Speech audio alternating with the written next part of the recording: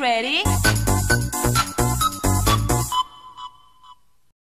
So, malaki yung box, ayun o. Yung monoblock, kanyang kalaki yan. Malaki, mabigat. Mabigat rin. Malaki rin yung box. Mabigat din. Expands. Top. Nice.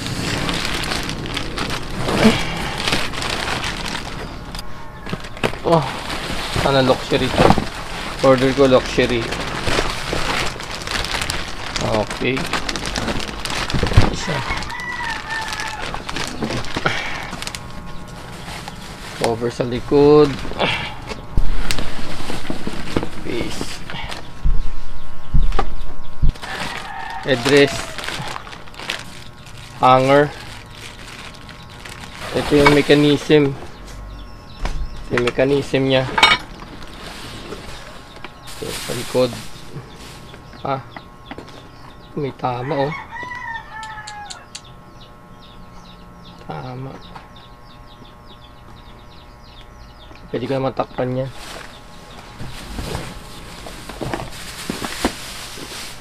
Ito tama. Siguro may tama dahil ano, plastic lang siya, plastic. So okay naman sa akin. Lalagyan ko rin naman ng ano yan. Plastic, basag pa yata. So madali lang naman siya i-assemble. So ito yung sa upuan, ito yung sa footrest, ito yung mechanical assembly. So, dito yung armrest, i-screw in nyo lang dito yung armrest. Tapos ito yung sa sandalan, lagay nyo lang to. Lalagay nyo lang yan dyan. Ito, kinakabit lang yan. Ini-insert lang to. So, kung masira to, pwede kayo makabili ng bago.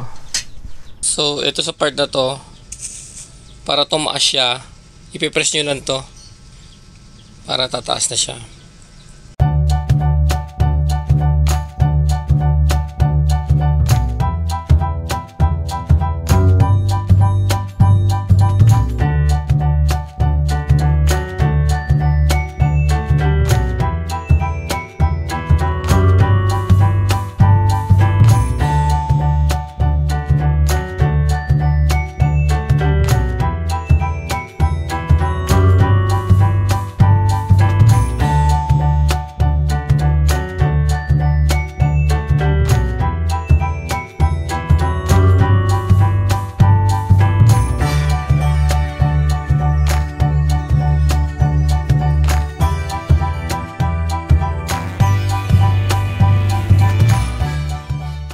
So ito yung headrest natin.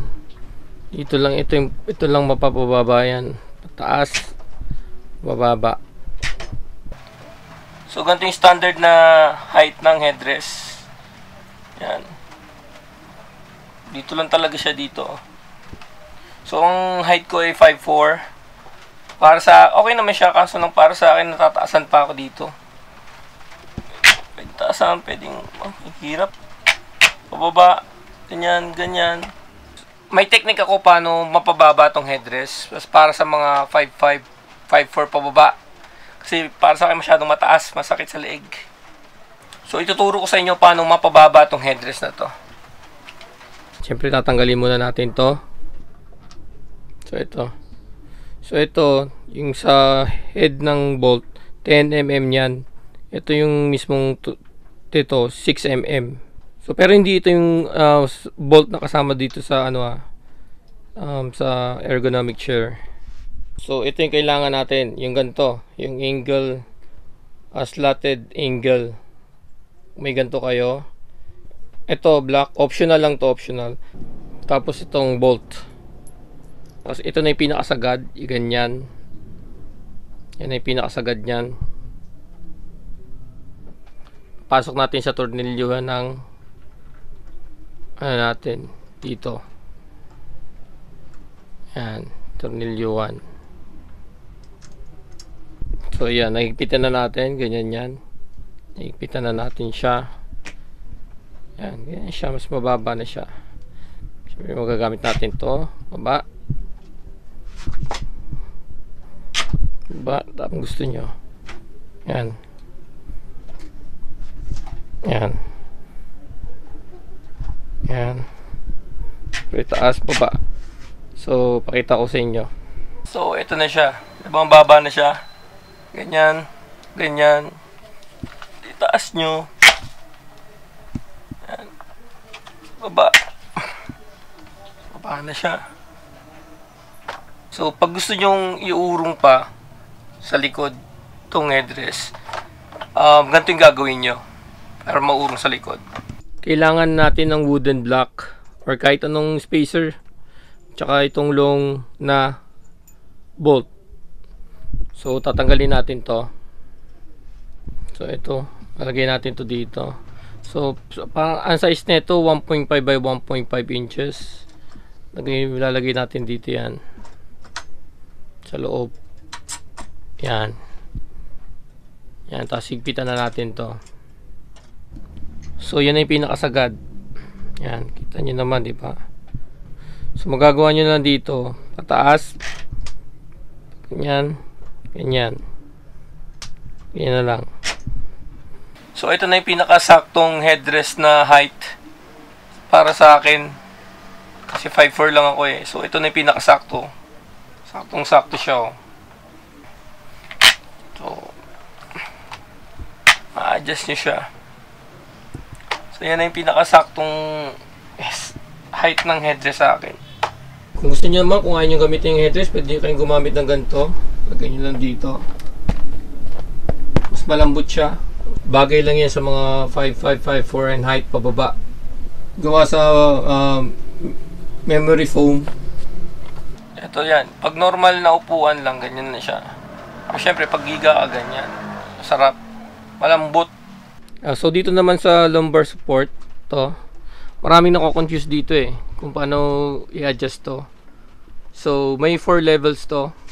Kasi yung iba, napapansin ko sa mga reviews, gumagalaw siya pag inuupuan, hindi siya nag-stay sa place kasi hindi nila alam kung paano, hindi nila alam paano i-adjust to.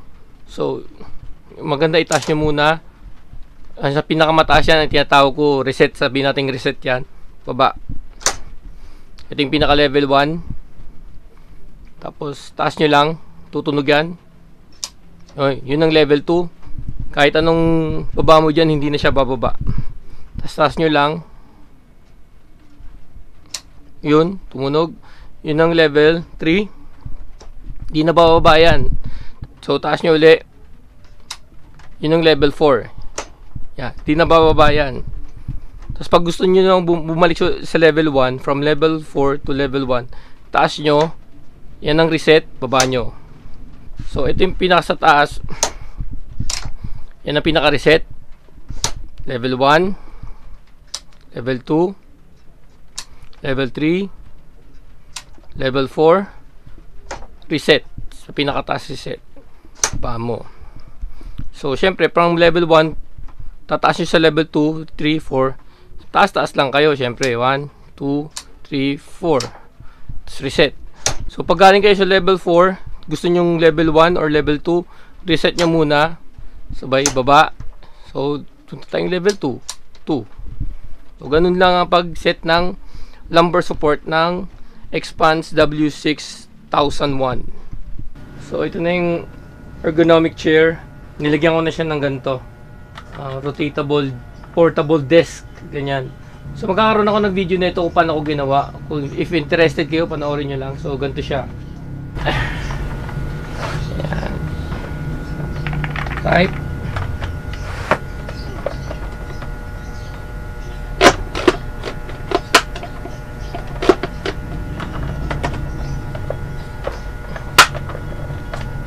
Right. Tapos na kayo. Turong nyo lang. Baba. So, ganun lang siya. Kung interested kayo kung paano gawin to, may video ko nito. So, panoorin nyo na lang. So, that's it for this video. At sana may natutunan ka sa video na to. And if you haven't subscribed, please do subscribe for more do-it-yourself tutorials just like this one. Key mapping tutorials, gaming tutorials, reviews, and some other contents. So, yun lang. At see you in my next video. Get ready.